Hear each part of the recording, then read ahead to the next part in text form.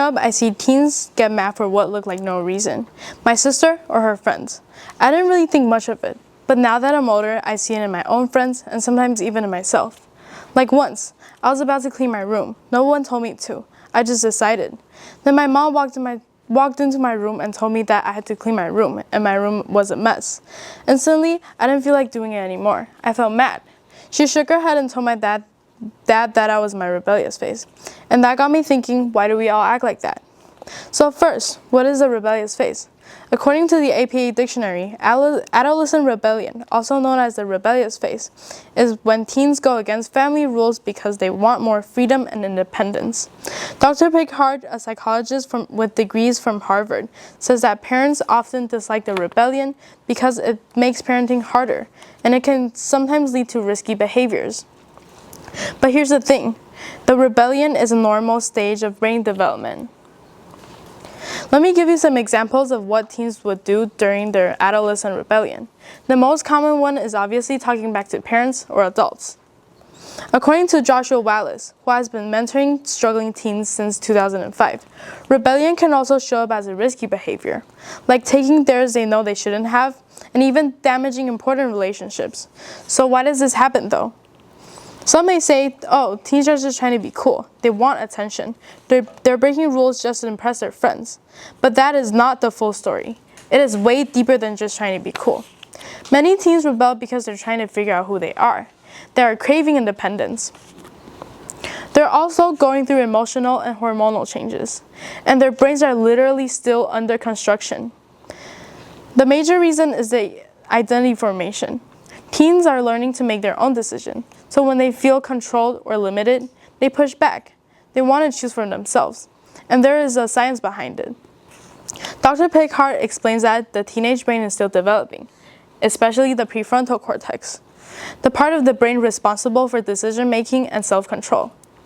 Dr. Hathaway and Dr. Newton from the National Center for Biotechnology Information says that the prefrontal cortex is one of the last parts of the brain to mature. And to make things more complicated, Dr. Blake Moore from the University of Cambridge says the limbic system, which controls emotions, develops faster than the prefrontal cortex. That means that teens are feeling a lot, but they don't yet have the full ability to manage their emotions. Oh, and we can't forget the cortisol, the stress hormone. When teens go through stress, like fights at home, school pressure, or social drama, their bodies releases more cortisol than adults do. That means they're feeling a lot. And they feel stress more intensely, and intensity can lead to impulsive, emotional, and yes, rebellious behaviors. Don't get me wrong, I'm not trying to say that parents should just let rebellion slide when it goes too far. According to the Philadelphia Mental Health Center, parents should watch for warning signs like significant changes in behavior, losing interest in things that they used to love, or spending time with risky friends. If that sounds familiar, it might be time to seek for help. It's important to remember that rebellion is a normal part of growing up, but that doesn't mean it should be ignored. Recognizing when it crosses the line can help parents respond with support instead of just punishments. Since I've told you why teens rebel, now I want to tell you about how you, parents, teachers, adults, can actually help us. First, Daniel Wong, a teen coach graduated from Duke University, says to not use sarcasm.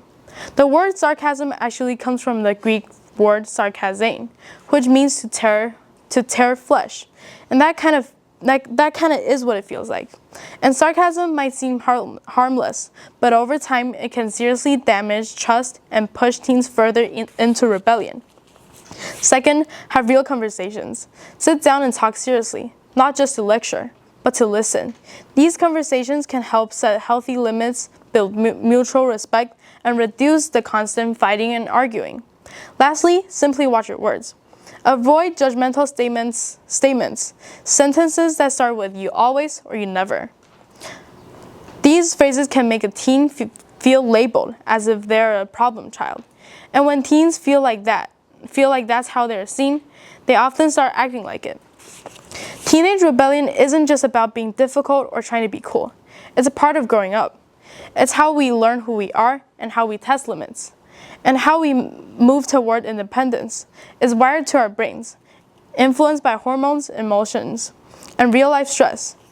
But that doesn't mean we don't need guidance. Parents and adults, you don't have to be perfect, but how you respond to our rebellion matters. Sarcasm, judgments, or ignoring the signs can make things worse. But patience, real conversations, and understanding what's beneath the surface, that can make all the difference. We're not just being dramatic or acting out. We're trying to figure life out. And sometimes we just need someone who's willing to figure it out with us. Thank you.